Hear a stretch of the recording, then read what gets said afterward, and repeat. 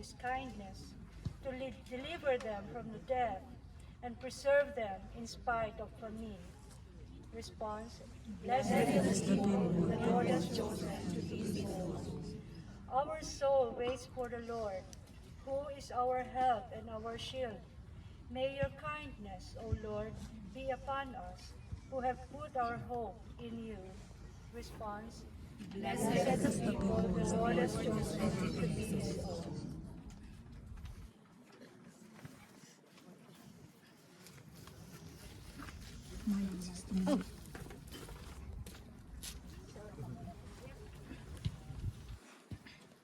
The letter to the Hebrews tells us of Abraham and our ancestors in faith who believed and put their trust in the Lord.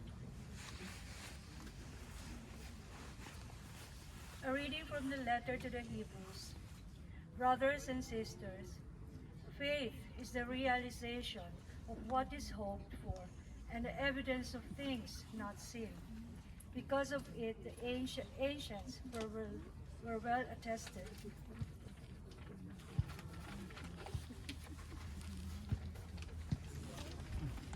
By faith, Abraham obeyed when he was called to go out to a place that he was to receive as an inheritance. He went out, not knowing where he was to go. By faith, he sojourned in the promised land as a foreign country, dwelling in tents with Isaac and Jacob, heirs of the same promise, for he was looking forward to the city with foundations, whose architect and maker is God. By faith he received power to generate, even though he was past the normal age, and Sarah herself was sterile. For he thought that the one who had made the promise was trustworthy. So it was that there came forth from one man, himself as good as dead, descendants as numerous as the stars in the sky, and as countless as the sands on the seashore. All these died in faith.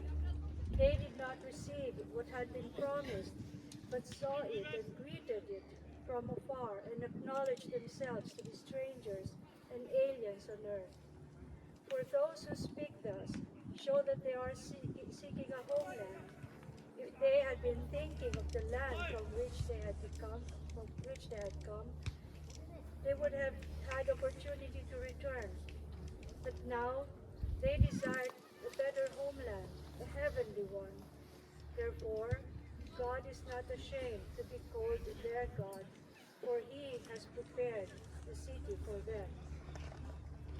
By faith, Abraham, when put to the test, offered up Isaac, and he who had received the promises was ready to offer his only son, of whom it was said, "Through Isaac, descendants shall bear your name." He reasoned that God was able to raise even from the dead, and he received Isaac back as a symbol. This is the word of the Lord. Thanks be to God.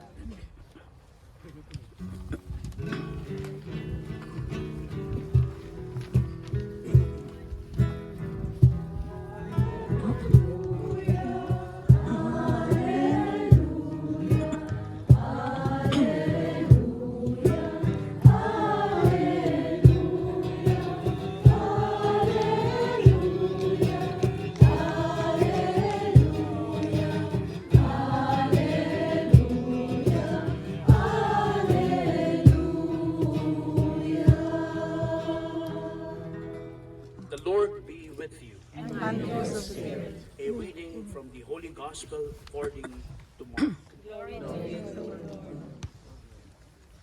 After 6 days, Jesus took Peter, James, and John and his brother and led them up a high mountain by themselves. And he was transfigured before them. His face shone like the sun, and his clothes became white as light. And behold, Moses and Elijah appeared to them, conversing with him. Then Peter said to Jesus in reply, "Lord, it is good that we are here. If you wish, I will make 3 tents here, one for you, one for Moses, and one for Elijah. While he was still speaking, behold, a bright cloud cast a shadow over them. Then from the cloud came a voice that said, "This is my beloved Son, with whom I am well pleased. Listen to him." When the disciples heard this, they fell prostrate and were very much afraid. But Jesus came and touched them, saying, "Rise, and do not be afraid." And when the disciples raised their eyes, they saw no one else but Jesus alone. Brothers and sisters, this is the gospel of the Lord. Praise be to the Lord Jesus Christ. So, please be seated. Tayo lang.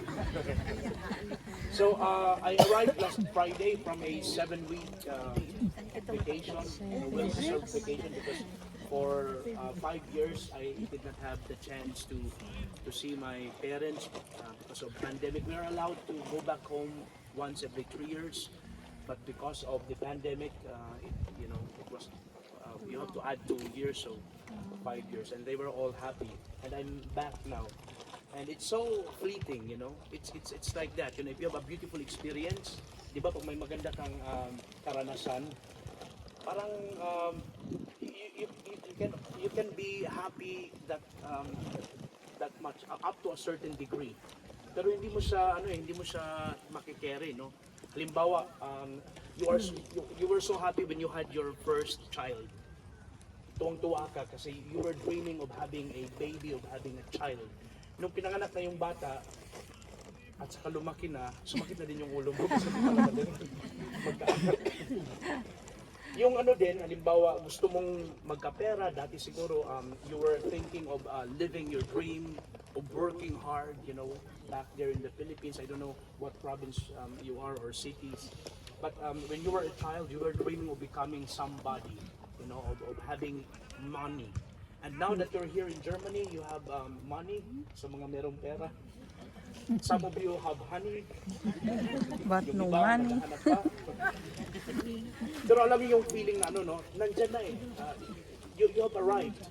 You have a good job. You have money. Pero parang Kulang.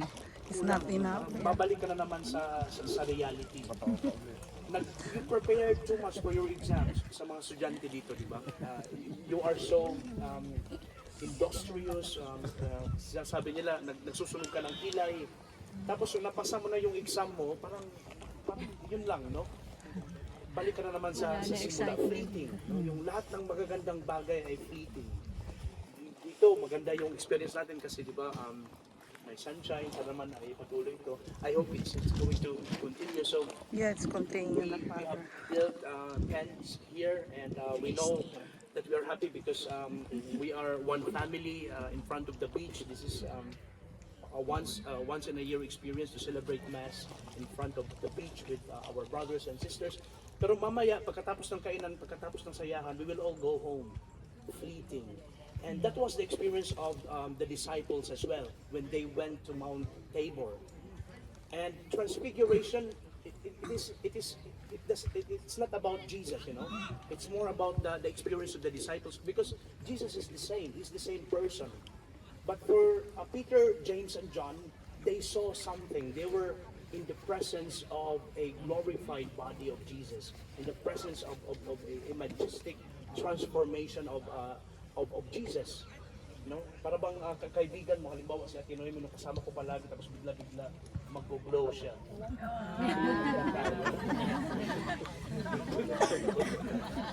Bigla mag-glow, shocked. They were all shocked.